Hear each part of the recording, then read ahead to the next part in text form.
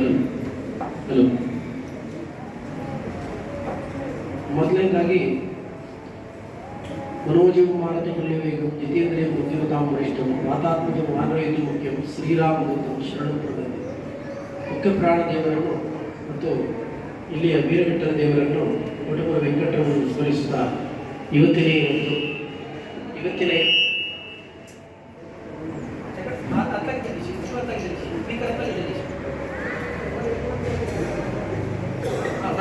Hello ದೇವರನ್ನು ಸ್ಮರಿಸುತ್ತಾ ಇವತ್ತೊಂದು ಕೇವಲ ಒಂದು ಅರ್ಧ ಗಂಟೆ ಮಟ್ಟಿಗೆ ಮಲ್ಲಕಂಬದ ಪ್ರಾತ್ಯಕ್ಷಿಕೆಯನ್ನು ಮತ್ತು ಮಲ್ಲಕಂಬದ ವಿವರವನ್ನು ಹೇಳ್ತಾ ಇದ್ದೇನೆ. ನಾನು ಬೇರೆ ಏನೂ ವಿಷಯ ನಾನು ಮಾತನಾಡೋದಿಲ್ಲ. ಮಲ್ಲಕಂಬದ ಬಗ್ಗೆ ಒಂದು ಸೂಕ್ಷ್ಮವಾಗಿ, ಒಂದು ಪ್ರಾಯೋಗಿಕವಾಗಿ ಮತ್ತು ಒಂದು ಮಲ್ಲಕಂಬದ್ದು ಪರಂಪರೆ ಹೇಗೆ ಬೆಳೆದು ಬಂದಿದೆ, ಮಲ್ಲಕಂಬ ಅಂತ ಹೇಳಿದಂಥದ್ದೆಲ್ಲ ವಿಷಯ ತಿಳಿಸಿದ್ದಾರೆ. ಈಗ ಅದನ್ನು ನಾನು ನಿಮಗೆ ಇಲ್ಲಿ ತೋರಿಸಿಕೊಡ್ತೇನೆ. ಹಲೋ, ಯಾರು ಮಕ್ಕಳು ಮಾತಾಡ್ತಾರೆ? ಏನು 20 ನಿಮಿಷ ಮೌನವಾಗಿ ಕೂತ್ಕೊಳ್ಬೇಕು.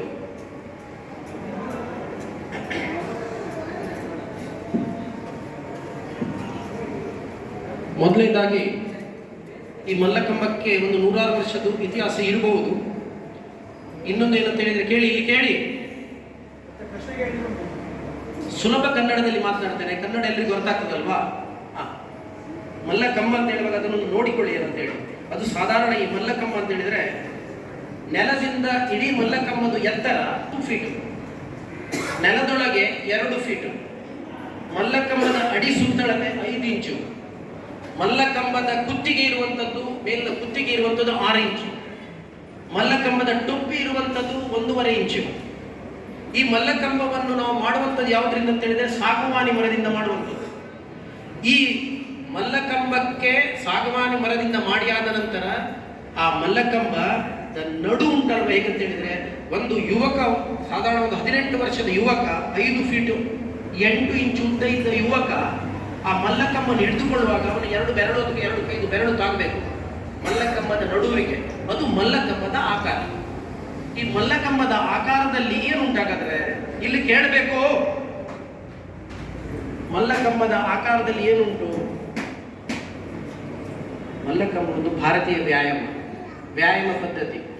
ಎಷ್ಟೋ ನಾವು ನೆಲದಲ್ಲಿ ಗ್ರೌಂಡ್ ಎಕ್ಸರ್ಸೈಸ್ ಮಾಡ್ತಾ ಇರ್ತೇವೆ, ಯೋಗಾಸನ ಮಾಡ್ತಾ ಇರ್ತೇವೆ, ಅಥವಾ ಕ್ರಿಯಾಯೋಗಗಳನ್ನು ಮಾಡ್ತಾ ಇರ್ತೇವೆ. ಆ ಮಲ್ಲಕಂಬದಲ್ಲಿ ಇದನ್ನೆಲ್ಲವೂ ಮಲ್ಲಕಂಬದಲ್ಲಿ ಮಿಳಿತವಾಗಿ ಉಂಟು. 108 ನಮೂನೆ ಆಸನ, ಏನು ಯೋಗಾಸನಗಳುಂಟು, ಅದೆಲ್ಲ ಮಲ್ಲಕಂಬದಿಂದ ಅದು ಪ್ರಯೋಜನ ಸಿಗ್ತದೆ. ಹಾಗಾದ್ರೆ ಮಲ್ಲಕಂಬದ ಪ್ರಯೋಜನ ಎಂತಂದ್ರೆ ನೀವು ಕೇಳ್ಬೋದು, ಏನಾಗ್ತದೆ, ಏನು ಪ್ರಯೋಜನ ಮಲ್ಲಕಂಬ ಕಲ್ತರೆ?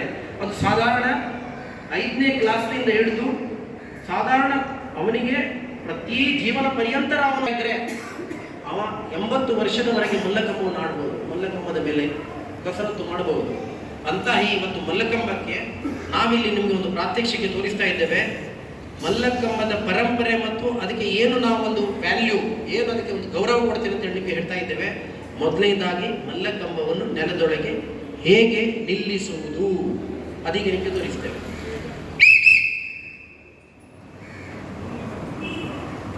ಮಲ್ಲಕಂಬ ಹಾಕುವವರಿಗೆ ಬನ್ನಿ.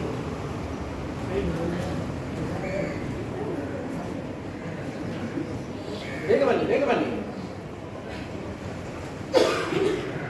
ಇಲ್ಲಿ ನೋಡಿ, ಆ ಮಲ್ಲಕಂಬ ಹಾಕುವ ರೀತಿ ನೋಡಿ. ಖಾಲಿ ಮಂಟಪಕ್ಕೆ ಹಾಕುವಂತದ್ದು ಎಂತದ್ದು ಕಂಬ ನಿಲ್ಲಿಸುವುದಲ್ಲ ಅದು. ನೋಡಿ ಇಲ್ಲಿ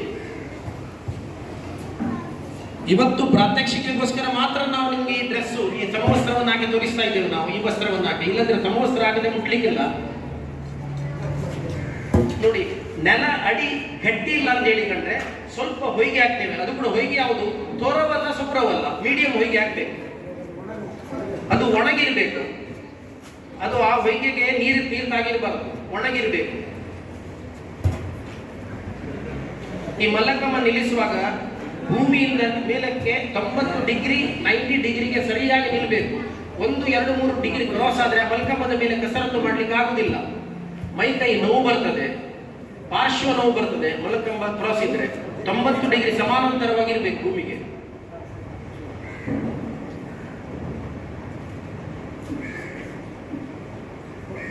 ಈ ಪ್ರಾತ್ಯಕ್ಷಿಕೆಯನ್ನು ನೀವು ಯಾವ ಶಾಲೆಯ ಮಕ್ಕಳು ಕೇಳಿದ್ರು ನಿಮ್ಮ ಶಾಲೆಯಲ್ಲೂ ಈ ಮಲ್ಕಂಬವನ್ನು ನೀವು ಮಾಡ್ಬೋದು. ಇದೇನು ಮಲ್ಕಂಬದ್ದು ಅಂತ ಹೇಳಿದ ತಕ್ಷಣ ದೊಡ್ಡ ಒಂದು ಕ್ರೀಡೆ ಅಂತ ಹೇಳಿ ಅಲ್ಲ, ಭಾರತೀಯ ಕ್ರೀಡೆ, ವ್ಯಾಯಾಮ ಕ್ರೀಡೆ.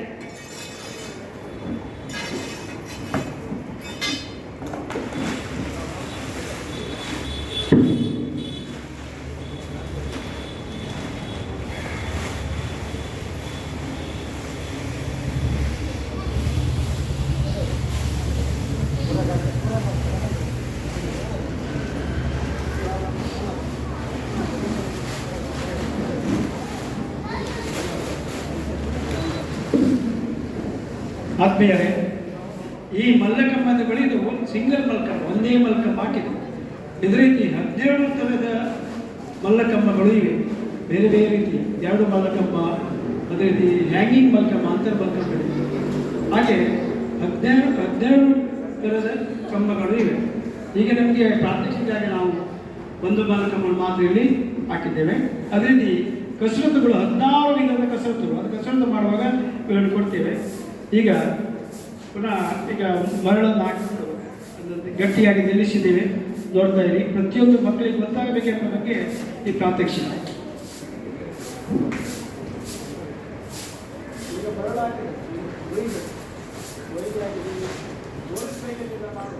ಮಲ್ಲಕಂಬದ ಮೇಲೆ ಸಾಧಾರಣ ಒಂದು 300 ಕಸರತ್ತಿದೆ. ಮಲ್ಲಕಂಬದ ಮೇಲೆ ಸಿಂಗಲ್ ಮಲ್ಕಂಬ, ಡಬಲ್ ಮಲ್ಕಂಬ, ಏಳು ಮಲ್ಕಂಬ ಮತ್ತು ರೋಪ್ ಮಲ್ಕಂಬ, ಹ್ಯಾಂಗಿಂಗ್ ಮಲ್ಕಂಬ, ಚಕ್ರಿ ಮಲ್ಕಂಬ ಅಂತೇಳಿ ಒಂದು 7-8 ನಮೂನೆ ಮಲ್ಕಂಬದ ವಿಧ ಉಂಟು. ಆದರೆ ಬಂಟ್ವಾಳದಲ್ಲಿ ಇರುವಂತಹ ಬಂಟ್ವಾಳ ಶ್ರೀ ಯಶವಂತ ಶಾಲೆಯಲ್ಲಿ ನಾವೀಗ ಪ್ರಸ್ತುತ ಪಡಿಸುವಂತಹ ಮಲ್ಲಕಂಬ ಎಷ್ಟು ಅಂತ ಹೇಳಿದ್ರೆ ಕೇವಲ ಒಂದು 4 ಅಥವಾ 5 ಮಾತ್ರ.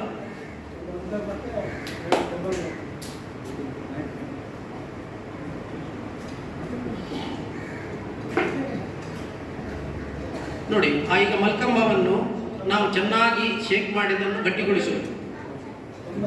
ಅದು ಕೂಡ ಇದ್ದಲ್ಲೇ ಗಟ್ಟಿಗೊಳಿಸಬೇಕು. ಲೆಕ್ಕಕ್ಕಿಂತ ಜಾಸ್ತಿ ದೂರ ಗೊತ್ತಿದ್ರೆ ಮಲ್ಕಂಬ ಕ್ರಾಸ್ ಆಗ್ತದೆ. ಎಷ್ಟೋ ಶಾಲೆಯಲ್ಲಿ ಮಂಗಳೂರಿನಲ್ಲಿ ನೋಡಿದ್ದೇನೆ, ಬೇರೆ ಕರ್ನಾಟಕದಲ್ಲಿ ನೋಡಿದ್ದೇನೆ, ಅವರದ್ದು ಮಲ್ಲಕಂಬ ಒಳ್ಳೆ ರೀತಿಯಿಂದ ಮಲ್ಲಕಂಬ ಮಾಡ್ತಾರೆ. ಆದರೆ ಮಲ್ಲಕಂಬದ್ದು ಪರಂಪರೆಯ ತರ ಮಲ್ಲಕಂಬ ಬರುವುದಿಲ್ಲ ಅವರದ್ದು.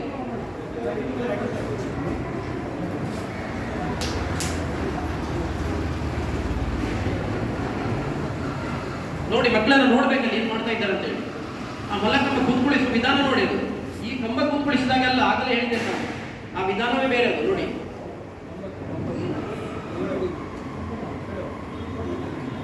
ಸೆಕೆಂಡ್ ಮಲವಲ್ಲ ಮಕ್ಕಳಿಗೆ ಮಾಲಿದ್ದು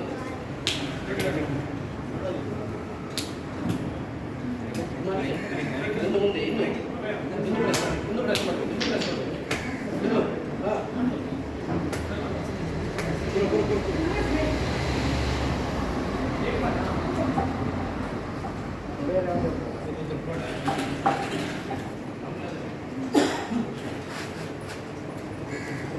ಈಗ ಮಲ್ಕಂಬ ಹಾಕಿದ್ದೇವೆ, ಅದನ್ನು ತೆಗೆಯುವ ರೀತಿ ಕೂಡ ಹೇಳ್ತೇವೆ. ನೋಡಿ, ಯಾವುದೇ ಹಾರೆ ಗುದ್ದಲಿ ಇಲ್ಲದೆ ಮಾಡುವಂತಹ ಈ ಕೆಲಸ ಇದು.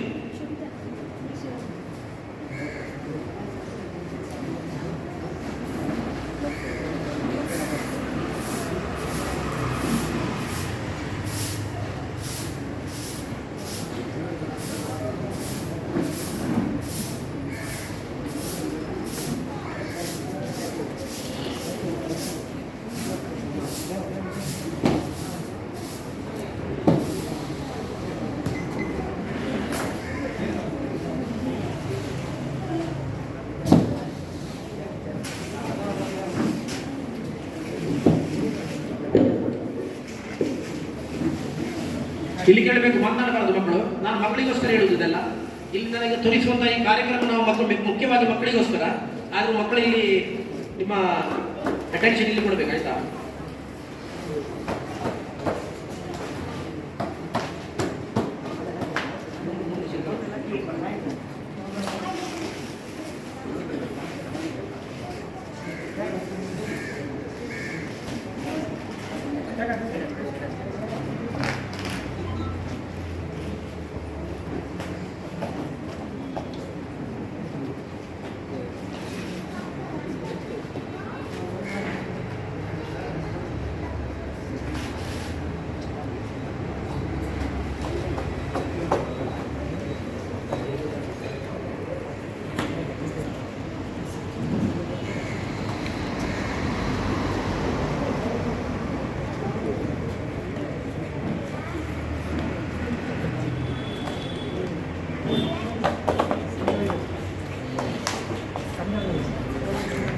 ಈಗ ಮಲ್ಲಕಂಬ ನೆಲದಿಂದ 8 ಅಡಿ ಮೇಲಕ್ಕಿದೆ.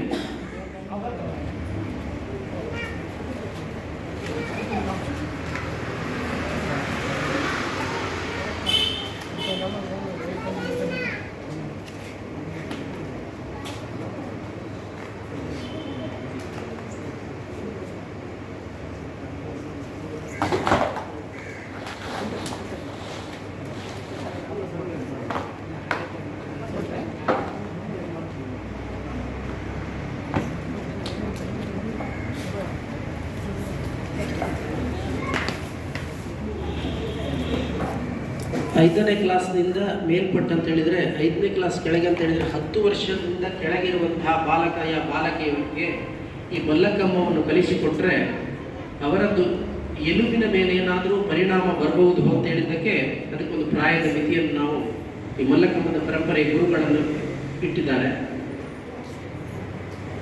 ಇವಾಗ ನಮ್ಮ ಯಶವಂತರಾಚಾರ್ಯ ಒಂದು 7-8 ಜನ ಮಕ್ಕಳು ಇದರ ಪ್ರಾತ್ಯಕ್ಷಿಕೆಗೋಸ್ಕರ ಕೆಲವು ಮಲ್ಲಕಂಬದ ಮೇಲೆ ಕೆಲವು ಬೇಲ್ಸ್ ಅಂತ ಹೇಳಿದ್ರೆ ವ್ಯಾಯಾಮವನ್ನು ಮಾಡಿ ತೋರಿಸ್ತಾ ಇದ್ದಾರೆ. ಮತ್ತು ಮಲ್ಲಕಂಬದಲ್ಲಿ ನಾವು ಪ್ರತಿ ದಿವಸ ಎಕ್ಸಸೈಸ್ ಮಾಡುವಾಗ ಆದಷ್ಟು ನಮ್ಮ ಜೀವನದಲ್ಲಿ ಶಿಸ್ತನ್ನು ಬೆಳೆಸಿಕೊಳ್ಳುವಂಥದ್ದು, ಆಹಾರದ ಮೇಲೆ ಒಂದು ಕಂಟ್ರೋಲ್ ಇರುವಂಥದ್ದು, ಸಮಯವನ್ನು ಹಾಳು ಮಾಡದೇ ಇರುವಂಥದ್ದು, ಸಮಯಕ್ಕೆ ಸರಿಯಾಗಿ ವ್ಯಾಯಾಮವನ್ನು ಪ್ರತಿ ದಿವಸ ಮಾಡುವಂಥದ್ದು. ಇವತ್ತು ಸಾಯಂಕಾಲ 5 ಗಂಟೆಗೆ ಮಲ್ಲಕಂಬಕ್ಕೆ ನಾವು ಸೇರ್ತೇವೆ, ವ್ಯಾಯಾಮ ಮಾಡ್ತೇವೆ. ಇಲ್ಲಿ ಮಕ್ಕಳು ಕೇಳಬೇಕು, ವ್ಯಾಯಾಮ ಮಾಡ್ತೇವೆ ಅಂತ ಹೇಳಿದರೆ ಆ 5 ಗಂಟೆಗೆ ಬಂದು ಆ ವ್ಯಾಯಾಮವನ್ನು ಶುರು ಮಾಡಬೇಕು. ಒಂದು ಮಿತಿ ಉಂಟು, ರೀತಿ ಉಂಟು, ಕ್ರಮ ಉಂಟು ವ್ಯಾಯಾಮಕ್ಕೆ. ಹಾಗೆ ಮಾಡಿದರೆ ಯಾವುದೇ ವ್ಯಾಯಾಮ ಆಗಲಿ, ಯಾವುದೇ ಯೋಗ ಪದ್ಧತಿ ಆಗಲಿ ಖಂಡಿತವಾಗಿ ಆ ಮನುಷ್ಯನಿಗೆ ಜೀವನದಲ್ಲಿ ಆರೋಗ್ಯದ ಬಗ್ಗೆ ಪ್ರಯೋಜನ ಕೊಡ್ತದೆ ಅಂತೇಳಿ ನಮ್ಮ ಅನಿಸಿಕೆ. ಈಗ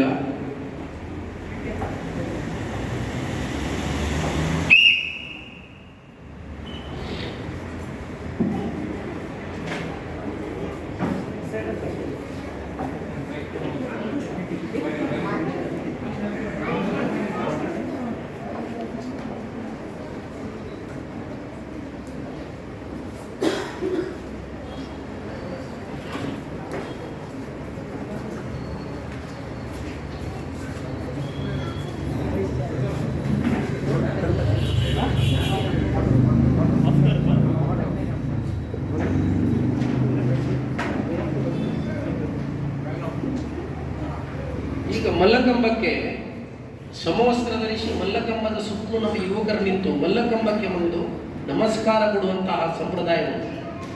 ಅದಕ್ಕೆ ಮರಾಠಿ ಶಬ್ದ ಅಂತ ಹೇಳಿದರೆ ಟಮ್ಟಕ್ ಅಂತ ಹೇಳುವುದು. ಅದು ಯಾವಾಗಲೂ ನಮ್ಮ ಎಡಕಾಲನ್ನು ಎದುರಿಟ್ಟು ಎಡಕೈಯನ್ನು ಬಲಕೈಯ ಮೇಲಿಟ್ಟು ಬಲಕೈಯನ್ನು ನೆಲಕ್ಕೆ ತಾಗಿಸಿ ಎಡಕೈಯಿಗೆ ಒಂದು ತಟ್ಟಿಕೊಂಡು ಬಲ ಕಾಲನ ತೊಡೆಗೆ ತಟ್ಟಿ ಎದುರಿಂದ ಒಂದು ಕೈ ಕೆಳಗೆ ಮಾಡಿ ನಮಸ್ಕಾರ ಕೊಡುವಂಥದ್ದು ಮಲ್ಲಕಂಬದ್ದು ಒಂದು ಟಮ್ಟಕ್. ಮಲ್ಲಕಂಬಕ್ಕೆ ಕೊಡುವಂತಹ ನಮಸ್ಕಾರ ಅಂತ ಹೇಳ್ತೇವೆ. ಅದನ್ನೀಗ ನಮ್ಮ ಯುವಕರು ಮಾಡಿ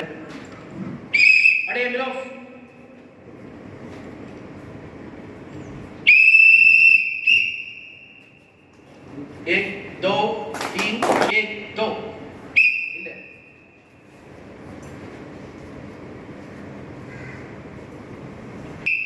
ಕೂತ್ಕೊಳ್ಳಿ. ಈಗ ಮಕ್ಕಳು ಕೂತ್ಕೊಳ್ಳುವಂಥದ್ದೆಲ್ಲ ನಿಜವಾಗಿ ಪದ್ಧತಿ ಹೇಗೆ ಅಂತ ಹೇಳಿದರೆ, ಮುಂಚೆ ನಾವೆಲ್ಲ ಕಲಿಯುವಾಗ ವೀರಾಸನ ಅಂತ ಹೇಳ್ತಾರೆ.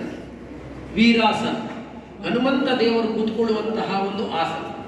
ವ್ಯಾಯಾಮಕ್ಕೆ ನಾವು ರೆಡಿಯಾಗಿ ಕೂತ್ಕೊಳ್ಳುವಂತಹ ಒಂದು ಆಸನ ವೀರಾಸನ.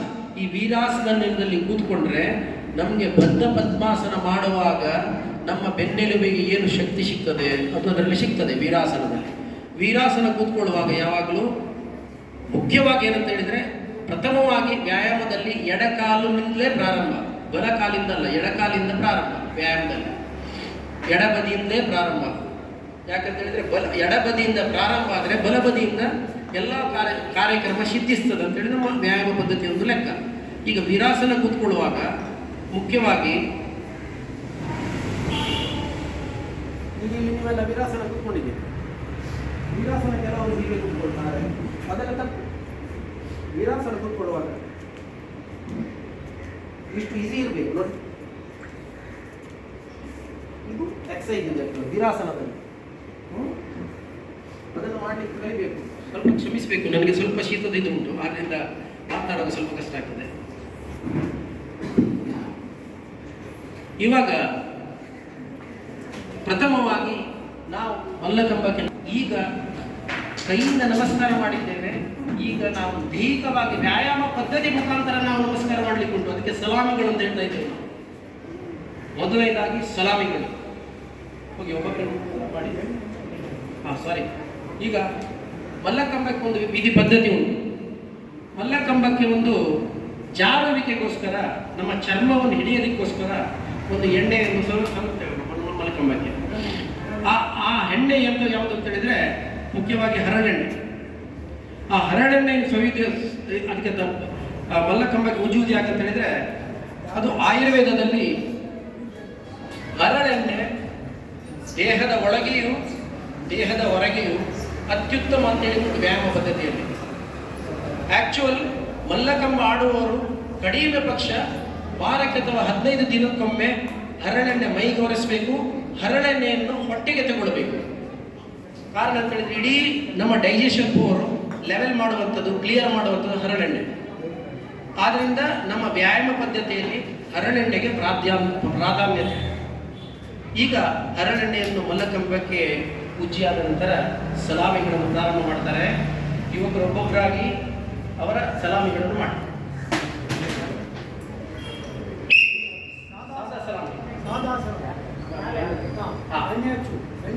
ಈಗ ಪ್ರಥಮವಾಗಿ ಅವರಿಗೆ ಎಣ್ಣೆ ಹಚ್ಚುವಾಗ ಅದರಲ್ಲಿ ಏನಾದರೂ ಸ್ವಲ್ಪ ಜಾಸ್ತಿ ಇದ್ರೆ ಅದನ್ನು ತೆಗೆದು ಅದನ್ನು ಕೆಳಗಿನವರೆಗೆ ಲೆವೆಲ್ ಮಾಡಲಿಕ್ಕೆ ವ್ಯಾಯಾಮ ಪದ್ಧತಿ ಮುಖಾಂತರವೇ ಮಾಡೋದು, ಕೈಯಿಂದ ಅಲ್ಲ. ಮೊದಲನೇದಾಗಿ ಎಣ್ಣೆಯನ್ನು ಲೆವೆಲ್ ಮಾಡುವಂತ ಒಂದು ಕಸರತ್ತು. ರೈಟ್. ಯಾವ ಸೈಡ್ ಮಾಡ್ತೀರಿ ಅದೇ ಸೈಡ್ ಮಾಡ್ತಾರೆ ಅಂತ.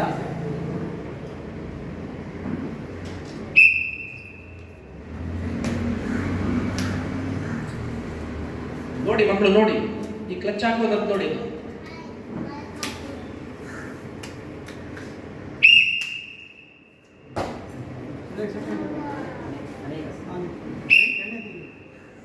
ಹೆಚ್ಚುವರಿ ಎಣ್ಣೆಯನ್ನು ತೆಗೆಯುವಂಥದ್ದು ನೋಡಿ. ಮೇಲೆ ಅದಕ್ಕೆ ಎಣ್ಣೆ ಯಾವಾಗಲೂ ಮಲ್ಲಕಂಬದ ಆ ಟೊಪ್ಪಿಗೆ ಮತ್ತು ಆ ಕತ್ತಿಗೆ ತಾಗಬಾರದು ಎಣ್ಣೆ. ಅದಕ್ಕೆ ತಾಗಿದ್ರೆ ಯೋಗಾಸನ ಮಾಡುವಾಗ ಎಲ್ಲರೂ ಜಾರ್ತಾರೆ ಕೆಳಗೆ.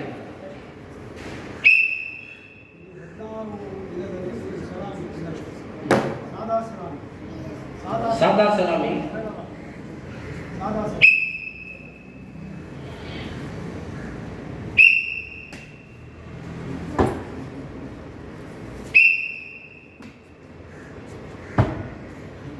ನೆಕ್ಸ್ಟ್ ಈಗ ಸಲಾಮಿಗಳಾಯಿತು, ಮಲ್ಲಕಂಬಕ್ಕೆ ರೆಸ್ಪೆಕ್ಟ್ ಕೊಟ್ಟಾಯಿತು. ಈಗ ಅಡಿಗಳು ಒಂದೊಂದೇ ಅಂಗಾಂಗಕ್ಕೆ ಮೊದಲು ಕೈಗೆ, ಮೊದಲು ಇನ್ನೊಂದು ಎಲ್ಲ ಕಾರ್ಯಕ್ರಮ ಹೃದಯಕ್ಕೆ ಉಂಟು. ಕೈಗೆ, ಸೊಂಟಕ್ಕೆ, ಬೆನ್ನಿಗೆ, ಮೂಲಾಧಾರಕ್ಕೆ, ಅನಾಹತಕ್ಕೆ ಎಲ್ಲ ಚಕ್ರಾಸ್ಗಳಿಗೆ ಇದೆಲ್ಲ ಇಫೆಕ್ಟ್ ಕೊಡ್ತಾ ಉಂಟು. ಹಿಡನ್ ಆಗಿ ಅಂತ ಹೇಳಿದ್ರೆ ಅಗೋಚರವಾಗಿ ಅದನ್ನು ನಮಗೆ ಪ್ರಚೋದನೆ ಮಾಡ್ತಾ ಇರ್ತದೆ. ಇದರಲ್ಲಿ ಇದು ಪ್ರಾರಂಭ ಆಕ್ಚುಯಲ್ ಅಂತ 5ನೇ ಕ್ಲಾಸ್ ನಂತರ ಇದು ಪ್ರಾರಂಭ ಮಾಡಬೇಕು ಆಕ್ಚುಯಲ್ ಮಕ್ಕಳು. ಈ ಪದ್ಧತಿ ಎಷ್ಟೋ ವರ್ಷದ ನಂತರ ಎಲ್ಲ ಮುಕ್ತಾಯ ಆಗಿ ಈಗ ಇತ್ತೀಚೆಗೆ ಇಂಡಿಯಾ ಗಾಟ್ ಟ್ಯಾಲೆಂಟ್ನಲ್ಲಿ ದೊಡ್ಡ ದೊಡ್ಡ ಗಾಟ್ ಟ್ಯಾಲೆಂಟ್ನಲ್ಲಿ ಇದೆಲ್ಲ ಶುರುವಾಗಿದೆ. ಅದು ಕೂಡ ಆಗಿದೆ ಏನಂತ ಹೇಳಿದ್ರೆ just for the entertainment and ಎಂತ ಬೇರೆಂಥದ್ದು ಕಾಂಪಿಟಿಷನ್ಗೋಸ್ಕರ ಮಾತ್ರ. ಅದು ಮಲ್ಲಕಂಬ ಇರೋದು ಕಾಂಪಿಟಿಷನ್ಗಲ್ಲ. ಅದು ಈಗ ಆಲ್ ಇಂಡಿಯಾ ಮಲ್ಲಕಂಬ ಫೆಡರೇಷನ್ ಅಂತೇಳಿ ಮಾಡಿದ್ದಾರೆ. ಅಲ್ಲಿ ಕಾಂಪಿಟಿಷನ್ನಲ್ಲಿ ಹೀಗಂತ ಹೇಳಿದರೆ 4 ಜನರು ಬಂದು ಬೇಕಾದೆಲ್ಲ ಬೇಲ್ಸ್ ಮಾಡಿ 3 ನಿಮಿಷದೊಳಗೆ ಇಂತಿಷ್ಟು ಬೇಲ್ಸ್ ಮಾಡಿ ಡಿಸ್ಮೌಂಟ್ ಮಾಡುವಂಥದ್ದವರಿಗೆ ಯಾವುದು ಪ್ರೈಸ್ ಬರ್ತದೆ ಅವರಿಗೆ ಅದನ್ನೆಲ್ಲ ಜಯಗಳಿಸುವಂಥ ಕಾರ್ಯಕ್ರಮ. ಆದರೆ ಬಂಡವಾಳದಲ್ಲಿ ಎಲ್ಲಿಯೂ ನಾವು ಪ್ರದರ್ಶನ ಮಾಡಿದ್ದು ಯಾವುದು ಕಾಂಪಿಟಿಷನ್ಗೋಸ್ಕರ, ಸ್ಪರ್ಧೆಗೋಸ್ಕರದವರಲ್ಲ. ನಾವು ಎಲ್ಲಿಯೂ ಯಾರು ಕರೆದರೂ ನಮ್ಮ ಬಂಟ್ವಾಳದ ವೇಮ್ ಶಾಲೆಯವರು ಮುಂಚಿನಿಂದಲೂ ಈಗಲೂ ಯಾರು ನಾವು ಇದನ್ನು ಕೊಡ್ತೇವೆ, ನಿಮಗೆ ಹಾಗೆ ಮಾಡ್ತೇವೆ, ಹೀಗೆ ನಾವು ಬಂಟ್ವಾಳ ಶಾಲೆಗೆ ಹಣ ಉಳಿಸಲಿಕ್ಕೆ ನಾವು ಮಾಡಿದ್ದಿಲ್ಲ. ಇಷ್ಟವರೆಗೆ ಯಾವುದೇ ಪ್ರೋಗ್ರಾಮ್ ನಾವು ಮಾಡಿದ್ದಿಲ್ಲ. ನಾವು ನಮ್ಮ ಮಕ್ಕಳು ಎಲ್ಲ ಕಾಲೇಜ್ ವಿದ್ಯಾರ್ಥಿಗಳಾದ್ದರಿಂದ ಅವರ ಬಿಡುವಿನ ಸಮಯದಲ್ಲಿ ಇಲ್ಲಿ ಕೇಳಬೇಕು. ಇಲ್ಲಿ ಬಿಡುವಿನ ಸಮಯದಲ್ಲಿ ಅವರಿಗೆ ಎಕ್ಸಾಮ್ ಎಲ್ಲ ಏನು ಇರದ ಟೈಮ್ನಲ್ಲಿ ಇವರು 50 ಮಕ್ಕಳಿದ್ದಾರೆ, ಅವರನ್ನೆಲ್ಲ ಟ್ರೈನ್ ಮಾಡಿ ಒಂದು ಮಲ್ಲಕಂಬದ ಪ್ರದರ್ಶನ ಕೊಡಬೇಕಂತ ಹೇಳಿ ಅಂದರೆ ಮಿನಿಮಮ್ ಆ ಹುಡುಗನಿಗೆ 2-3 ವರ್ಷದ ಟ್ರೈನಿಂಗ್ ಇರಬೇಕು. ಪ್ರದರ್ಶನದ 1.5-2 ತಿಂಗಳ ಮುಂಚೆ ತಯಾರಿ ಇರಬೇಕು, ಪರ್ಫೆಕ್ಷನ್ಸ್ ಇರಬೇಕು. ಮಲ್ಲಕಂಬದ ಮೇಲೆ ಹೋಗುವಾಗ ಗಂಭೀರತೆ ಇರಬೇಕು, ಸ್ವಲ್ಪ ಸೀರಿಯಸ್ ಇರಬೇಕು ಹುಡುಗ. ಸ್ವಲ್ಪ ಗಂಭೀರವನ್ನು ನಡವಳಿಕೆಯಲ್ಲಿ ಬರಬೇಕು. ಪಬ್ಲಿಕ್ಕಿಗೆ ನೋಡಿ ನಗಾಡ್ಲಿಕ್ಕಿಲ್ಲ, ಪಬ್ಲಿಕ್ನವರ ಹತ್ರ ಮಾತನಾಡ್ಲಿಕ್ಕಿಲ್ಲ. ಪ್ರದರ್ಶನದ ಸಮಯದಲ್ಲಿ ಕಾನ್ಸಂಟ್ರೇಷನ್ ಎಲ್ಲ ಮಲ್ಲಕಂಬದ ಮೇಲೆ ಇರಬೇಕು. ಸ್ವಲ್ಪ ಹೆಚ್ಚು ಕಮ್ಮಿ ಆದರೂ ಸಾಮೂಹಿಕವಾಗಿ ಮಾಡುವಂತಹ ಯಾವುದೇ ಬೇಲ್ಸಿದ್ರೆ ಹೆಚ್ಚು ಕಮ್ಮಿ ಆದರೆ ಎಲ್ಲರೂ ಕೆಳಗೆ ಬೀಳ್ತಾರೆ. ಕೆಳಗೆ ಬಿದ್ದರೆ ವ್ಯಾಯಾಮ ಶಾಲೆಯಲ್ಲಿ ಅವರಿಗೆ ಮತ್ತು ಮುಂದೆ ವ್ಯಾಯಾಮ ಮಾಡಬೇಡವಾ? ಅದರ ಜಾಗ್ರತೆ ಬೇಕು. ಆ ಜಾಗ್ರತೆಗೋಸ್ಕರ ಒಂದು ಶಿಸ್ತನ್ನು ಅಳವಡಿಸಿಕೊಳ್ಳಬೇಕು. ಈಗ ಇವರದ್ದು ಅಡಿಗಳಾಯಿತು ಅಲ್ವಾ? ಈಗ ಅಡಿಗಳ ಪ್ರಾರಂಭ ಮತ್ತು ಹಾರುವಂಥದ್ದು. ಅಡಿಗಳಂತ ಹೇಳಿದ್ರೆ ಹಾಡುವಂಥದ್ದು. ಮುಖ್ಯವಾಗಿ ಅಡೀಸ್ ಉಡೀಸ್ ಇದೆಲ್ಲ ಬರುವಂಥದ್ದು ಮರಾಠಿಯಲ್ಲಿ. ಇದು ಮುಖ್ಯವಾಗಿ ಬುಂದೇಲ್ಖಂಡ ಮಹಾರಾಷ್ಟ್ರದಿಂದ ಬಂದದ್ರಿಂದ ಎಲ್ಲ ಅದರ ಪುಸ್ತಕಗಳು, ಅದರ ಹೆಸರು ಎಲ್ಲ ಮರಾಠಿಯಲ್ಲೇ ಇದೆ. ಕೆಲವು ಹೆಸರನ್ನು ನಾವು ಸ್ವಲ್ಪ ಚೇಂಜ್ ಮಾಡಿದ್ದೇವೆ ಇತ್ತೀಚೆಗೆ, ಅದಿರಲಿ. ಆದರೆ ಮರಾಠಿ ಮುಖ್ಯವಾಗಿದ್ದರದ್ದು ಮೂಲ ಭಾಷೆ. ಈಗ ಸಾದಾಡಿ,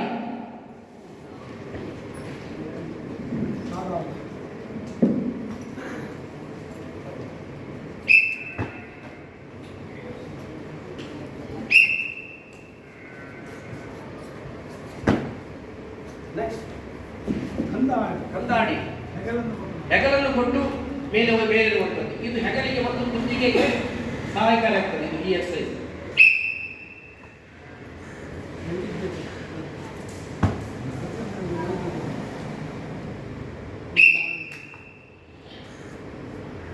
ನೆಕ್ಸ್ಟ್ ಬಂದರ್ ಪಕಡಿ ಚಾಡಿ. ಮಂಗ ಮರದ ಮೇಲೆ ಹತ್ತುವಾಗ ಹೇಗೆ ಅದನ್ನು ಕೈಯನ್ನು ಕೊಟ್ಟ ಗ್ರಿಪ್ ಅಂತ ಕೊಡ್ತದೆ ಅಂತ ಹೇಳಿ ಬಂದರ್ ಪಕಡಿ ಚಾಡಿ. ಮಂಗ ಯಾವಾಗಲೂ ಕೈ ಕೊಟ್ಟ ತಕ್ಷಣ ಕಾಲನ್ನು ಕೊಡುವಂಥದ್ದು. ಅದೇ ರೀತಿ ಇಲ್ಲಿ ಉಡಿ ಬಂದಂತೆ ಮೇಲೆ ಹೋಗುವಾಗ, ಮಲ್ಲಕಂಬ ಏರುವಾಗ ಕೈಯಿಂದ ಕಾಲನ್ನು ಒಡೆದ ಮೇಲೆ ಹೋಗುವಂಥದ್ದು.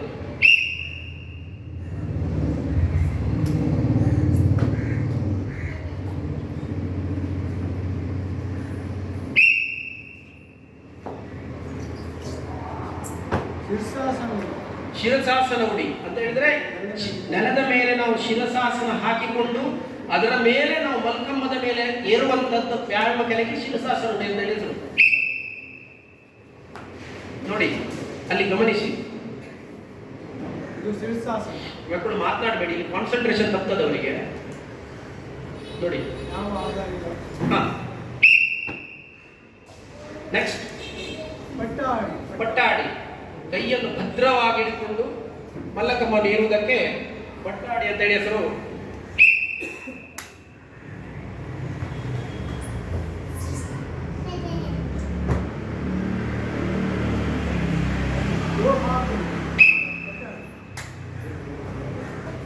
ಎಲ್ಲದರಲ್ಲಿ ಡಿಸ್ಕೌಂಟ್ ಒಂದೇ ಲೆಕ್ಕ ನೋಡಿ, ಕೆಳಗಿಳಿಯುವಂಥದ್ದು ಒಂದೇ ಲೆಕ್ಕ. ಅದು ಒಂದು ಶಿಸ್ತದು. ಎರಡು ಕೈಯನ್ನು ಮಲ್ಲಕಂಬವನ್ನು ಭದ್ರವಾಗಿ ಇಟ್ಕೊಂಡು ಕಾಲಿನಿಂದ ಕ್ಲಚ್ ಹಾಕುತ್ತಿದ್ದು ಹಾತ್ ಅಡಿ.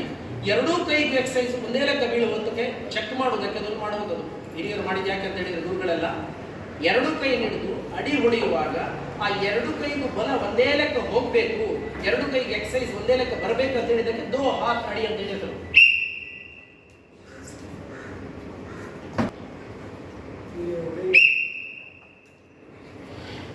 ಇದರಲ್ಲಿ ಸಾಧಾರಣ ಒಂದು 60 ನಮೂನೆ ಉಡಿಸಿಗಳುಂಟು ಅಂತ ಹೇಳಿದ್ರೆ ಇಂಥ ವ್ಯಾಯಾಮ ಉಂಟು. ಅದನ್ನು ಈಗ ಕಟ್ ಮಾಡಿ ಈಗ ಕೇವಲ 8 ಉಡಿಗಳನ್ನು ಮಾತ್ರ ಮಾಡ್ತಾ ಇದ್ದೇವೆ. ನೆಲದಲ್ಲಿ ಬಂದು ಉಲ್ಟಾ ಪಲ್ಟಿ ಹೊಡೆದು ಹಾಕುವಂಥದ್ದು ಉಡಿ.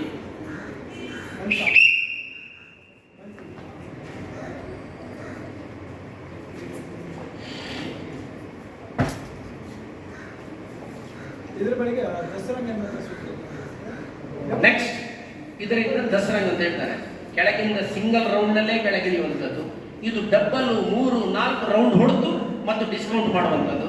ನೆಲದಲ್ಲಿ ನೀವು ಸಾಧಾರಣ ಒಂದು ದಂಡ ಮತ್ತು ಬೈಟೆಕ್ ಒಂದು 50 ತೆಗೆದ್ರೆ ಎಷ್ಟು ಟೈರ್ಡ್ ಆಗ್ತದೆ, ಎಷ್ಟು ಆಯಾಸ ಆಗ್ತದೆ, ಅಷ್ಟೇ 4 ದಸರಂಗ ಹೊಡಿಬೇಕಾಗ್ತದೆ. ನೋಡಿ ಇಲ್ಲಿ ಇಡೀ ಮೈ ಹುಡಿಯಾಗ್ತದೆ ಇದರಿಂದ, ಈ ದಸರಂಗಿನಿಂದ. ಈಗ ಸಾದಾ ದಸರಂಗ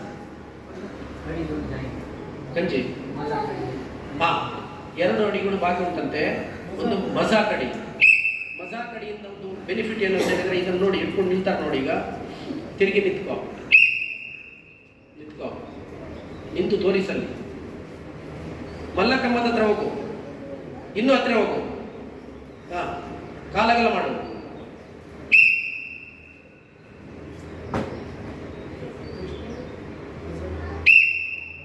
ನೋಡಿ ಎರಡೂ ಕಾಲಿಗೆ ಎಕ್ಸಸೈಸ್ ನೋಡಿ.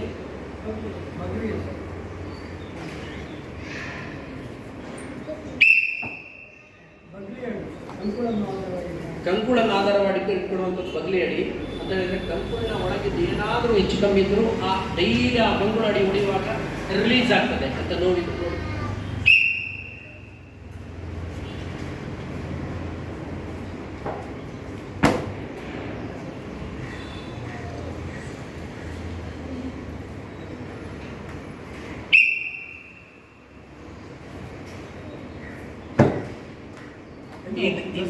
ಈ ಮಕ್ಕಳೆಲ್ಲ, ಕೆಲವು ಮಕ್ಕಳು, ಇತ್ತೀಚಿನ ಮಕ್ಕಳು ವ್ಯಾಯಾಮ ಶಾಲೆಗೆ ಬಂದು 1 ವರ್ಷ, 1.5 ವರ್ಷ, 2 ವರ್ಷ ಆಯ್ತಷ್ಟೇ, ಇನ್ನೂ ಅದರಲ್ಲಿ ಟ್ರೈನ್ ಆಗಲಿಕ್ಕೆ ಉಂಟು. ತುಂಬ ಮಲ್ಲಕಮ್ಮ ಹಿಡಿದಷ್ಟು ಪರ್ಫೆಕ್ಟ್ ಇರ್ತದೆ. ಆದರೆ ಮೊದಲೇ ಹೆಜ್ಜೆ ಅಲ್ವಾ ಇದು, ನಡೀತಾ ಹೋಗ್ತದೆ. ಈಗ ದಸರಂಗಿನಲ್ಲಿ ಸಾದಾ ದಸರಂಗ್ ಹೊಡೆಯುವುದಾ, ಡಬಲ್ ದಸರಂಗ್ ಹೊಡೆಯುವುದಾ?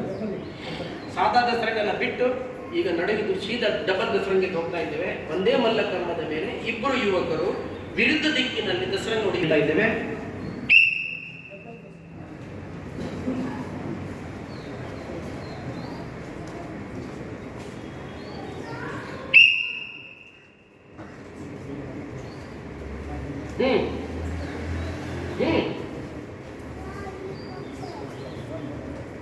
ಅಷ್ಟು ಸಣ್ಣ ಜಾಗೆಯಲ್ಲಿ ಆ ದಸರಂಗವನ್ನು ಹೊಡಿಬೇಕು. ಸ್ವಲ್ಪ ಹೆಚ್ಚು ಕಮ್ಮಿ ಕೆಳಗೆ ಎಡದಿಂದ ಮತ್ತು ಬಲದಿಂದ ಏಳುವಂತ ಎಕ್ಸಸೈಸ್ ಇದಲ್ಲ, ವ್ಯಾಯಾಮ ಇದಲ್ಲ.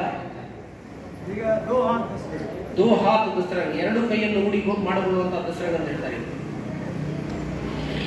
ಯಾವುದು ಅಡಿಗಳುಂಟು ಅದೇ ದಸರಂಗ ಉಂಟಿದೆ.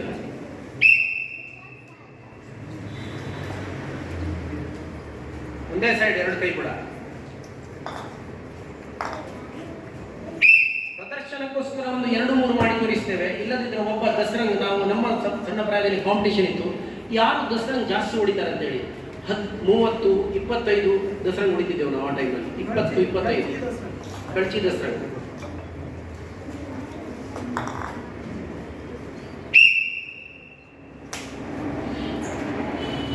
ವ್ಯಾಯಾಮ ಶಾಲೆಯಲ್ಲಿ 5 ಗಂಟೆಯಿಂದ ರಾತ್ರಿ 10 ಗಂಟೆಯವರೆಗೆ ವ್ಯಾಯಾಮ ಮಾಡೋದು. ನಮ್ಮ ಕಾಲೇಜ್ ಟೈಮ್ನಲ್ಲಿ ವ್ಯಾಯಾಮ ಮಾಡೋದು, ಇಡೀ ಹೊಟ್ಟೆ ಹಸ್ತು ಬೆಡ್ಡಾಗಿರ್ತದೆ. ಮನೆಗೆ ಹೋಗುವ ಊಟ ಎಂಥದ್ದು, ಆ ಟೇಸ್ಟ್ ಎಂಥದ್ದು, ಆ ಆನಂದ ಎಂಥದ್ದು.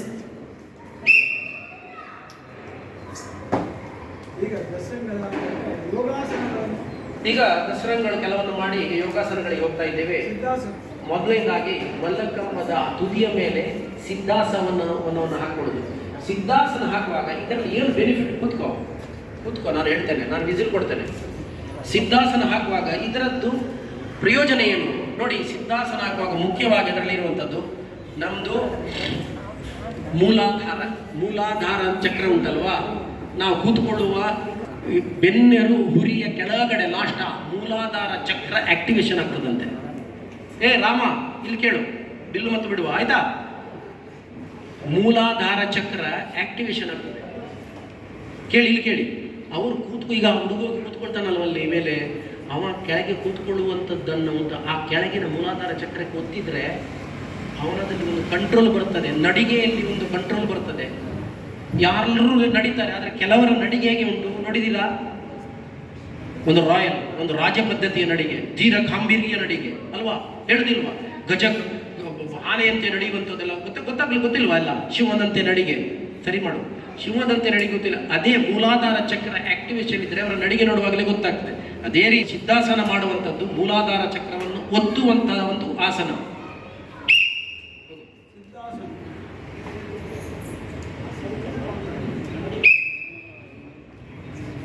ಆಕ್ಚುಯಲ್ ಅದು ಇವತ್ತು ಅಡಿ ಹೊಡೆದೇ ಹೋಗಬೇಕು. ಮಕ್ಕಳಿವತ್ತು ಅದಕ್ಕೆ ತಯಾರಾಗಿ ಬರಲಿಲ್ಲ, ಅದರಿಂದ ಸಿದ್ಧ ಹೋಗ್ತಾ ಇದ್ದಾರೆ. ನೋಡಲ್ಲಿ ಮಕ್ಕಳು ನೋಡಿ, ರಾಮ ಲಕ್ಷ್ಮಣ ಸೀತೆ ಎಲ್ಲ ನೋಡಬೇಕು.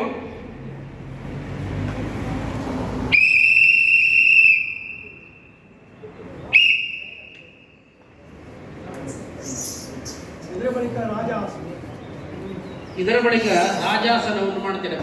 ಉಪಯೋಗ ಅದೇ, ಆದರೆ ಒಂದು ರಾಜ ಸಿಂಹಾಸನದ ಮೇಲೆ ಕೂತ್ಕೊಳ್ಳುವಾಗ ಯಾವ ಟಿವಿ ಉಂಟು, ಆ ಕಾಲಿನ ಮೇಲೆ ಇಟ್ಕೊಂಡು ನೋಡುವಂತಹ ಪದ್ಧತಿ, ನಾವು ನೋಡುವಂತ ಆ ಒಂದು ಗಾಂಭೀರ್ಯತೆ ಇದರಲ್ಲಿ ಕಾಣ್ತಾ ಉಂಟು. ಇದಕ್ಕೆ ರಾಜಾಸನ ಅಂತೇಳಿ ಹೆಸರು.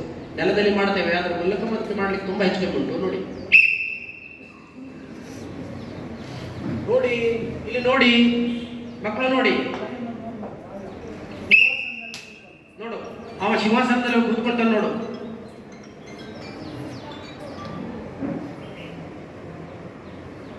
ಸಿಂಹಾಸನದಲ್ಲಿ ಕೂತ್ಕೊಂಡಂತ ರಾಜನ ಟಿವಿಯನ್ನು ಇದು ಮಲ್ಲಕಂಬದ ರಾಜ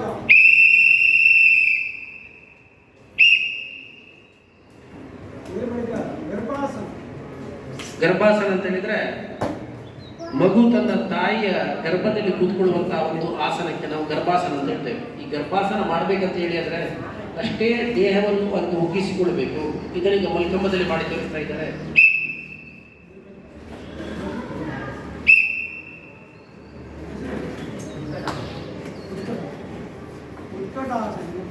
ಉತ್ಕಟಾಸನ ಗರ್ಭಾಸನ ನೋಡಿ ಸರಿ.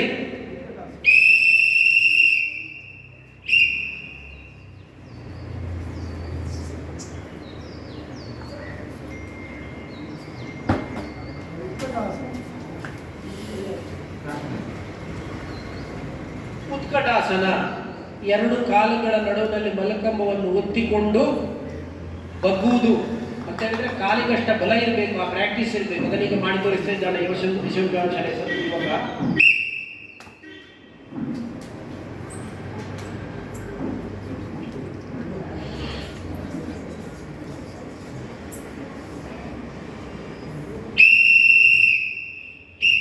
ನೋಡಿದ್ದೀರಾ ಉತ್ಕಟಾಸನ ನೋಡಿ. ಪ್ರಾರ್ಥನಾಸನ ಪ್ರಾರ್ಥನೆಗೆ ನಿಲ್ಲುವಾಗ ಹೇಗೆ ನಾವು ಬಗ್ತೇವೆ ಸೂರ್ಯ ನಮಸ್ಕಾರ ಮಾಡುವಾಗ, ಅದೇ ತರಹ ಪದ್ಧತಿಯಲ್ಲಿ ಮಲಕಂಬದಲ್ಲಿ ಮಾಡ್ತಾರೆ.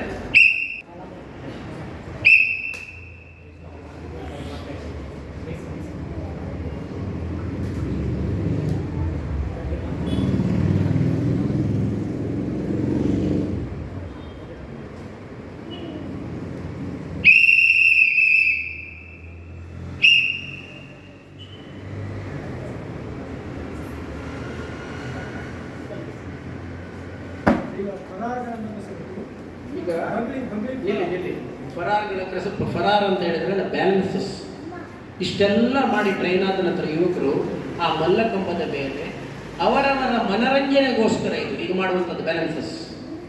ಇದಕ್ಕೆ ಪಿರಾಮಿಡ್ಸ್ ಅಂತೆಲ್ಲ ಹೇಳ್ತೇವೆ, ಬ್ಯಾಲೆನ್ಸ್ ಅಂತ ಹೇಳ್ತೇವೆ, ಫರಾರ್ ಅಂತ ಹೇಳ್ತೇವೆ. ಅದು ಅವರ ಮನರಂಜನೆಗೋಸ್ಕರ. ಸಾಯಂಕಾಲ 5:30 6 ಗಂಟೆಗೆ ವ್ಯಾಯಾಮ ಶಾಲೆಯಲ್ಲಿ ಬಂದು ಮಲ್ಲಕಂಬೆಯಲ್ಲಿ ಎಕ್ಸಸೈಸ್ ಎಲ್ಲ ಆದ ನಂತರ ಮಲ್ಲಕಂಬ ಮಾಡಿ 6:30 7 ಗಂಟೆ ಅಂತ ಹೇಳುವಾಗ ಅವರಿಗೊಂದು ಮನರಂಜನೆ ಬೇಡವಾ? ಓ ಲಕ್ಷ್ಮಣ, ಮನರಂಜನೆ ಬೇಡವಾ? ಬೇಕು. ಆವಾಗ ಏನು ಮಾಡ್ತೇವೆ ನಾವು? ಬ್ಯಾಲೆನ್ಸಸ್ ಫರಾರ್ ಅಂತ ಹೇಳ್ತೇವೆ. ಆ ಫರಾರ್ ಮಾಡಿ ನಿಮಗೆ ತೋರಿಸ್ತಾರೆ. ಅದಕ್ಕಿಂತ ಮೊದಲು ವ್ಯಾಯಾಮ ಶಾಲೆದ್ದು ಈ ಮಲ್ಲಕಂಬ ಮಾಡಿದ್ರಿಂದ ಏನು ಅದರದ್ದು ಉಪಯೋಗ, ಅದರ ಬೆನಿಫಿಟ್ ಏನು ಅಂತ ಹೇಳಲಿಕ್ಕೆ ಸಣ್ಣ ನಿಮಗೆ ಒಂದು ವಿಷಯ ಹೇಳ್ತೇನೆ. ಈ ಮಲ್ಲಕಂಬ ಫಾರ್ ಎಕ್ಸಾಂಪಲ್, ಉದಾಹರಣೆಗೆ ನಮ್ಮ ಯುವಕರು ಅಂತೇಳಿ ಶ್ರಾವಣ ಒಂದು 50 ವರ್ಷ ಮುಂಚಿನ ವಿಷಯ ಇದು. ಈಗಲೂ ವ್ಯಾಯಾಮ ಶಾಲೆಯ ಯುವಕರು ಸುದೃಢರಾಗಿದ್ದಾರೆ, ಬಲವಂತರಾಗಿದ್ದಾರೆ, ಎಕ್ಸಸೈಸ್ ಮಾಡಿದವರೆಲ್ಲ. ನಿಮಗೆ ಇದರ ಬಗ್ಗೆ ಒಂದು ಸಣ್ಣ ನಾನು ಪ್ರಾತ್ಯಕ್ಷಿಕೆ, 1 ನಿಮಿಷದ ಪ್ರಾತ್ಯಕ್ಷಿಕೆ ಮಾಡಿ ಖುದ್ದು ನಾನೇ ಮಾಡಿ ತೋರಿಸ್ತೇನೆ. ಇದು ನಮ್ಮ ವ್ಯಾಯಾಮ ಶಾಲೆಯ ಶ್ರೀ ಮಾರುತಿಯ ಆ ಪರಮ ವೆಂಕಟರಮಣನ ದಯೆ ಅಂತ ಹೇಳ್ತೇನೆ. ಇದು ಎಲ್ಲರೂ ಮಾಡಬಹುದು. ವ್ಯಾಯಾಮ ಶಾಲೆ ಆಡಿದವರು ಹಿತಬು ಮಿತಬು ಋತಬು, ಹಿತವಾದುದನ್ನು ಮಿತವಾಗಿ ಕ್ಲುಪ್ತ ಸಮಯಕ್ಕೆ ತಿನ್ನುವುದೇ ಒಂದು ರೀತಿಯ ವ್ಯಾಯಾಮ. ಅದರ ಒಟ್ಟಿಗೆ ಈ ಮಲ್ಲಕಂಬ, ಯೋಗಾಸನ, ಕ್ರಿಯಾಯೋಗ ಇದೆಲ್ಲ ಮಾಡುವಂಥದ್ದು ಇನ್ನೊಂದು. ಗೊತ್ತಾಯ್ತಲ್ವಾ? ಶರೀರ ಮಾಧ್ಯಮ ಕರುಧರ್ಮ ಸಾಧನ. ಶರೀರ ಸುದೃಢವಾಗಿದ್ದರೆ ಎಲ್ಲವೂ ಸರಿ. ಕೋಟ್ಯಾಧೀಶನಾಗಿದ್ದು, ಇಡೀ ರಾಜನಾಗಿದ್ದು, ಅವನಿಗೆ ಆರೋಗ್ಯ ಇಲ್ಲ ಅಂತ ಹೇಳಿದರೆ ಮಾನಸಿಕವಾಗಿಯೂ ದೈಹಿಕವಾಗಿಯೂ ಇಟ್ ಇಸ್ ವೇಸ್ಟ್. ಇದು ನಮ್ಮ ಸಣ್ಣ ಪ್ರಾಯದಲ್ಲಿ ನಮ್ಮ ಮೈ ಮಾಸ್ಟರ್ ಹೇಳಿದರು, ಆರೋಗ್ಯದ ಬಗ್ಗೆ ಒಂದು ನನ್ನ 2 ಪುಟಕ್ಕೆ ಮೀರದಂತೆ ಬರೀರಿ ಅಂತ ಹೇಳುವಾಗ ನನಗೆ 2 ಲೈನು ಬರಲಿಕ್ಕೆ ಬರಲಿಲ್ಲ. ಈಗ ನನಗೆ ಕೇಳಿದರೆ ಆರೋಗ್ಯದ ಬಗ್ಗೆ ಹೇಗೆ ಅಂತೇಳಿ ಬರೀಲಿಕ್ಕೆ ಹೇಳಿದರೆ ಒಂದು 10 ಪೇಜ್ ಬರೀತೇನೆ. ಯಾಕಂದರೆ ಆರೋಗ್ಯ ಇಸ್ ವೆರಿ ಇಂಪಾರ್ಟೆಂಟ್. ಸೊ ನಿಮಗೆ ಒಂದು ಸಣ್ಣ ಪ್ರಾತ್ಯಕ್ಷಿಕೆ ಮಾಡಿ ನಾನು ತೋರಿಸ್ತೇನೆ. ಮಲ್ಲಕಂಬದ ಬೆನಿಫಿಟಿಗೋಸ್ಕರ ತುಂಬ ಜನ ಬಾಯಿಂದ ಮಾತನಾಡ್ತಾರೆ, ಇರುವುದಿಲ್ಲ ಅವರ ಹತ್ರ. ಅದನ್ನು ನಾವು ನಮ್ಮ ಜೀವನದಲ್ಲಿ ಅಳವಡಿಕೆ ಮಾಡಿಕೊಡ್ಬೇಕು.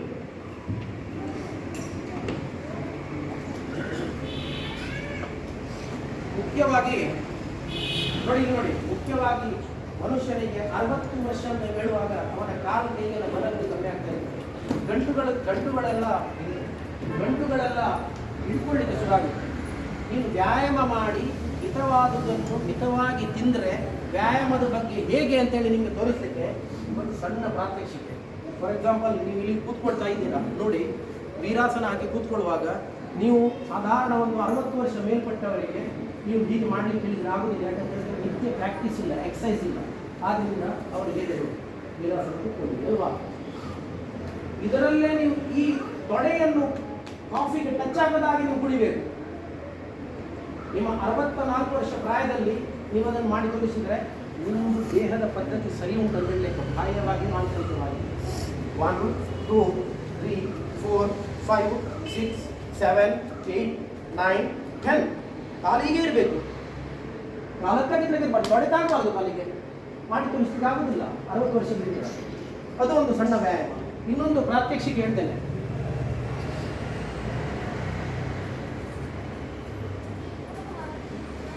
ನಾವು ನಿಲ್ತೇವೆ ಈಗ, ನಮ್ಮ ನಿಲ್ಕೊಳ್ಳುವಂಥ ಪಾಶ್ಚರ್ ನೋಡಬೇಕು. ಅದರ ನಂತರ ನಮ್ಮ ಜಂಪಿಂಗ್ ನೋಡಬೇಕು. ನಾವು ಮಾಡುವಂಥ ಎಲೆಕ್ಟ್ ಆಗಬಾರ್ದು.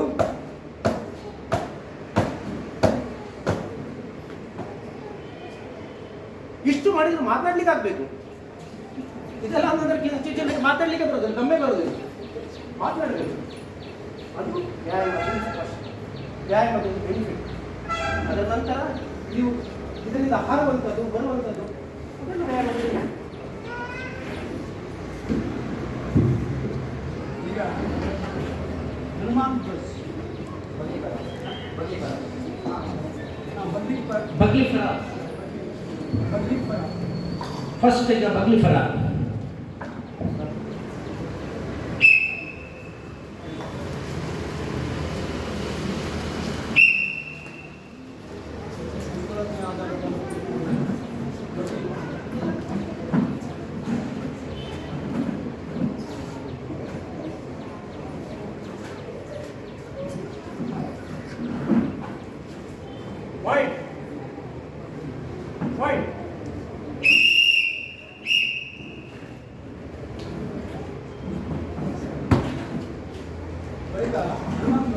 ಹನುಮಾನ್ ಧ್ವಜ. ಯಾವುದೇ ರಥದ ಧ್ವಜ ಆಗಲಿ, ಆ ಧ್ವಜದ ಮೇಲೆ ಆ ಕಪಿ ಹೇಗೆ ನಿಲ್ತದೆ, ಹನುಮಂತ ಹೇಗೆ ನಿಲ್ತಾನೆ, ಅದೊಂದು ಆಧಾರ, ಕಾಲನ ಆಧಾರದಿಂದ ಮಾಡುವ ಹನುಮಾನ್ ಧ್ವಜ. ಯಾರು ಹೋಗಿ ಬೇಗ ಬೇಗ ಗ್ಯಾಪ್ ಕೊಡಬಾರ್ದು.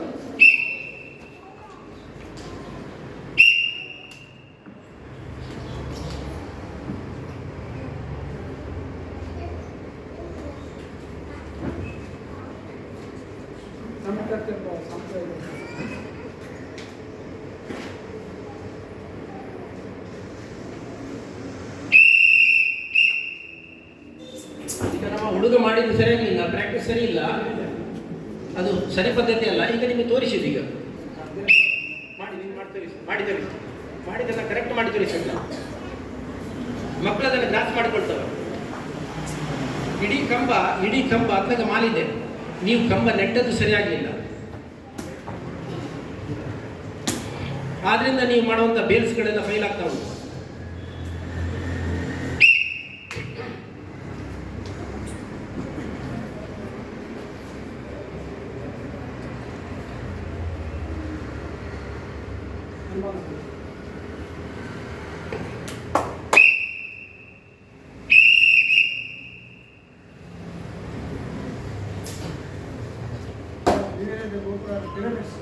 ಈಗ ಗೋಪುರ ಪಿರಮಿಡ್ಸ್ಗಳು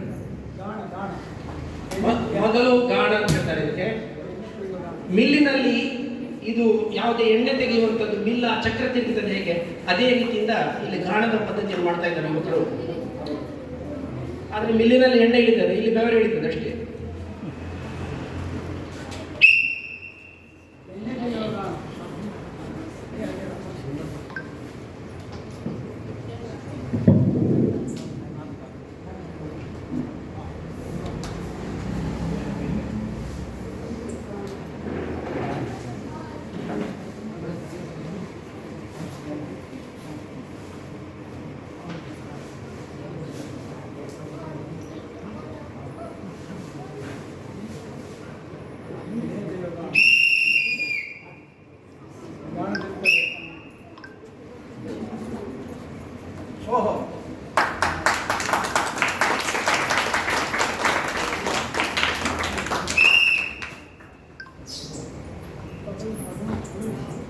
ಮೇಲೆಯಿಂದ ಚಿಕ್ಕ ಬಾಲಕನದು ಒಂದು ಸಾಹಸಕ್ಕೆ ಮೆಚ್ಚಬೇಕು.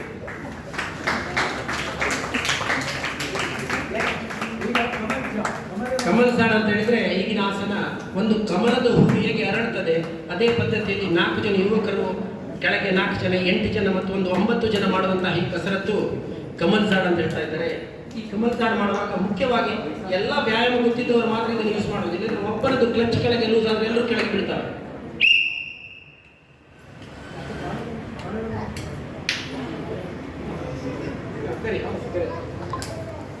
ಅಪ್.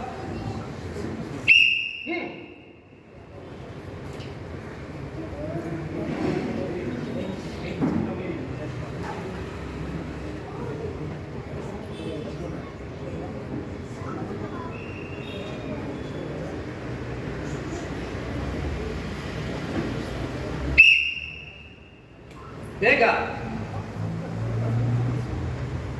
ಯಾವುದೇ ನಮ್ಮ ವ್ಯಾಯಾಮ ಹೇಗೆ ಅಂತ ಹೇಳಿದ್ರೆ ಒಂದು 10 ಸೆಕೆಂಡ್ ಗ್ಯಾಪ್ ಕೊಡ್ಲಿಕ್ಕಿಲ್ಲ.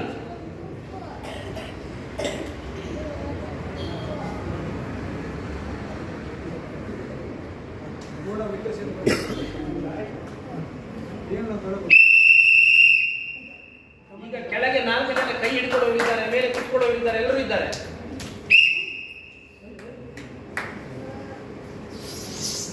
ಇವರದ್ದು ಕ್ಲಚ್ ಸ್ವಲ್ಪ ಲೂಸ್ ಆಯಿತು. ಈಗ ಕೊನೆಯದಾಗಿ ಮಲ್ಲಕಂಬದ ಮೇಲೆ ಬಾಳೆಗೊನೆ ಅಂತೇಳಿ ಒಂದು ಮನೋರಂಜನೆಯ ಒಂದು ಆಟ ಉಂಟು. ಆ ಕೊನೆಯ ಮೇಲೆ ಬಾಳೆಹಣ್ಣು ಪಕ್ವವಾಗಿ ಹೇಗೆ ಕೆಳಗೆಲ್ಲ ಮಾಲ್ತಾವೆ ಹಾಗೆ ಮಲ್ಲಕಂಬದ ಮೇಲೆ ನಮ್ಮ ಯುವಕರು ಮಾಡಿ ತಿಳಿಸ್ತಾ ಇದ್ದಾರೆ. ಅದಕ್ಕಿಂತ ಮುಂಚೆ ಈ ಕಾರ್ಯಕ್ರಮಕ್ಕೆ ಅನುವು ಮಾಡಿಕೊಟ್ಟಂತಹ ಶ್ರೀಯುತರಾದ ಗಣೇಶ್ ನಾಯ್ಕ ಇವರಿಗೆ ಧನ್ಯವಾದಗಳು. ಅದರ ನಂತರ ಈ ದೇವಳವನ್ನು ವಹಿಸಿಕೊಂಡಂತಹ ದೇವಳದ ಆಡಳಿತ ಮಂಡಳಿಯವರಿಗೂ, ಪಾಣೆಮೂಲ ಸಾರ್ವಜನಿಕರಿಗೂ, ಇಲ್ಲಿಯ ವಿದ್ಯಾರ್ಥಿಗಳಿಗೂ ಯಶವಂತ ವ್ಯಾಯಾಮ ಶಾಲೆ ಪರವಾಗಿ ಧನ್ಯವಾದಗಳನ್ನು ಹೇಳಿಕೊಂಡು ಮುಂದಿನ ಕಾರ್ಯಕ್ರಮಕ್ಕೆ 2 ಮಾತನ್ನು ನಮ್ಮ ಗಣೇಶ್ ನಾಯ್ಕ ಒಂದು ಮಾತನಾಡಿ.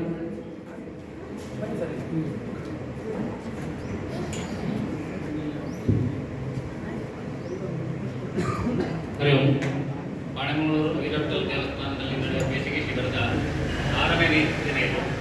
ಇವತ್ತು ಈ ಮಲ್ಲಕಂಬಕ್ಕೆ ಆಗಮಿಸಿದ ಬಂಟ್ವಾಳ ಯಶವಂತ ಶಾಲೆಯ ಎಲ್ಲ ಸದಸ್ಯರಿಗೆ ಅಭಿನಂದನೆಗಳು. ಮಲ್ಲಕಂಬ ಅಂದರೆ ಒಂದು ರೀತಿಯ ಹನುಮಂತನ ಆರಾಧಕರಿಗೆ ವಿಶೇಷವಾದಂತಹ ಗೌರವ ಸಲ್ಲಿಸಲಿಕ್ಕಾಗಿ ಇವತ್ತು ರಾಮಾಯಣ ಪಾತ್ರಧಾರಿಗಳನ್ನು ಮಾಡಿ ಕೂತ್ಕೊಳಿಸಿದ್ದೇನೆ. ಎಲ್ಲರಿಗೂ ರಾಮಾಯಣ ಪಾತ್ರಧಾರಿಗಳಿಗೆ ಕೂಡ ಅಭಿನಂದನೆಗಳು.